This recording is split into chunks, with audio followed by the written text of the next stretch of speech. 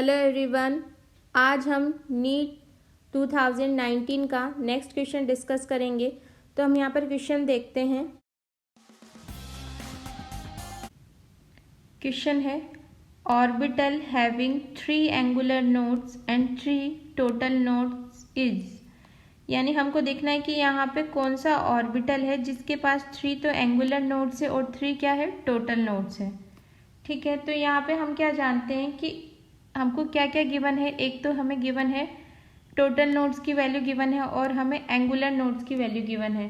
तो आपने एक फॉर्मूला पढ़ा होगा कि टोटल नोड किसके इक्वल होती है। तो चलिए हम सॉल्यूशन की तरफ चलते हैं और इसको डिस्कस कर लेते हैं।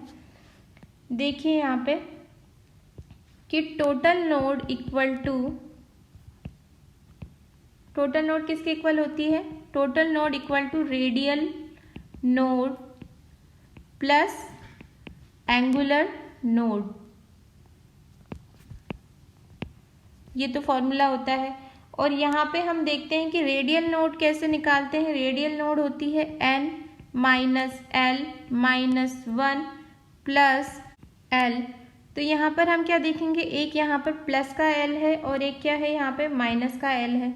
तो l से तो l कैंसिल हो जाएगा यहाँ पे। ठीक है, तो हमको टोटल नोड अगर यहाँ पे देखनी है तो टोटल नोड इक्वल टू क्या रह गया यहाँ पे remaining, total node equal to रह गया यहाँ पे रिमेनिंग n माइनस 1। ठीक है, तो हम यहाँ पे क्या देखेंगे कि यहाँ पर हमें गिवन है एंगुलर नोड गिवन है। ठीक है, एंगुलर नोड का वैल्यू गिवन है। देखिए यहाँ पे हमें गिवन है एंगुलर नोड्स का वैल्यू गिवन है और टोटल नोड्स का वैल्यू गिवन है और हमें क्या कैलकुलेट करना है कि कौन सा ऑर्बिटल है। तो हम यहाँ पे कैलकुलेट कर सकते हैं इजीली। यहाँ पर हम क्या करेंगे, टोटल नोड का वैल्यू हमें गिवन है 3, तो हम यहाँ पे वैल्यू रखेंगे 3 इक्वल टू n माइनस 1।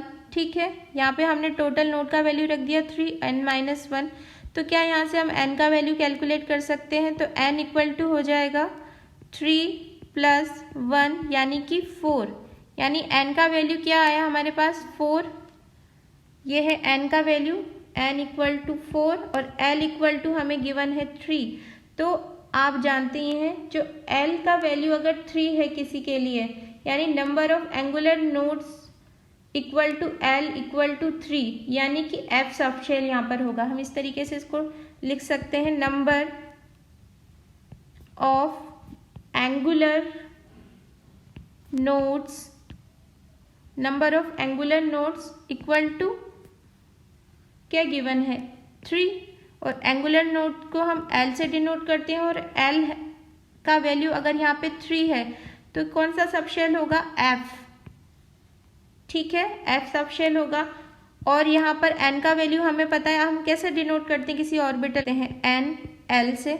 ठीक है, तो N का वैल्यू हमने कैलकुलेट कर लिया 4 है और L का वैल्यू 3 है, तो उसके लिए कौन सा सबशेल होता है, F। यानी देखेंगे हम यहाँ पे क्या है 4f ऑर्बिटल। तो ऑप्शन की तरफ चलते हैं, हम देखते हैं कौन सा ऑप्शन करेक्ट है। फर्स्ट वाले ऑप्शन में हमें गिवन है 5p, तो ये ऑप्शन तो नहीं होगा।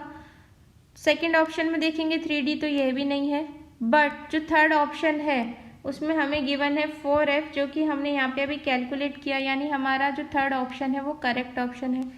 आगे गिवन है हमें 6d, तो ये भी यहाँ पे रॉन्ग ऑप्शन है, यानी कि बाकी के जब सारे ऑप्शंस क्या है, रॉन्ग है।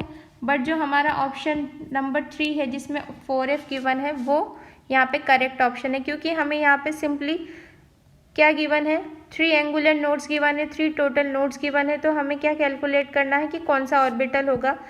तो total nodes equal to radial node plus angular node होती है, और मैंने आपको यहाँ पे इसको कैलकुलेट करना तो बताया है, बट हम डायरेक्ट फार्मूला लगाकर भी यहाँ पर इसको कैलकुलेट कर सकते हैं। हम डायरेक्ट अगर ये वाला फार्मूला लगाएं, total node equal to n minus 1, अगर यहाँ पे हम अप्लाई करें तो हम डायरेक्ट आंसर निकाल सकते हैं इस क्वेश्चन का, क्योंकि रेडियल नोड को जब हम यहाँ पे कैलकुलेट करते हैं तो हम देखते हैं कि radial node plus angular node करते हैं तो जो एंगुलर नोड है उसका वैल्यू यहाँ पे क्या हो जाता है, कैंसिल हो जाता है। तो डायरेक्ट हम n माइनस 1 करके टोटल नोड्स को निकालते हैं और n का वैल्यू यहाँ से हम कैलकुलेट कर सकते हैं। आई होप आपको समझ में आएगा कि कैसे हम इसको कैलकुलेट करते हैं।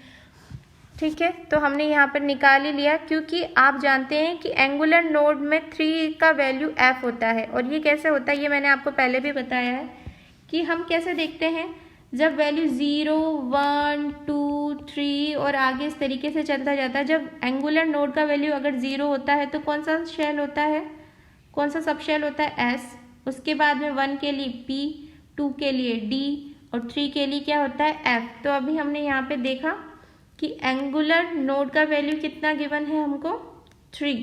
तो यहाँ पे कौन सा सब शेल है, f। ठीक है, अगर 2 गिवन होता तो d होता, 1 गिवन होता तो p होता और 0 गिवन होता तो s होता। तो ये तो हमको पहले से ही डिसाइडेड था कि जो सब शेल है वो f वाला है।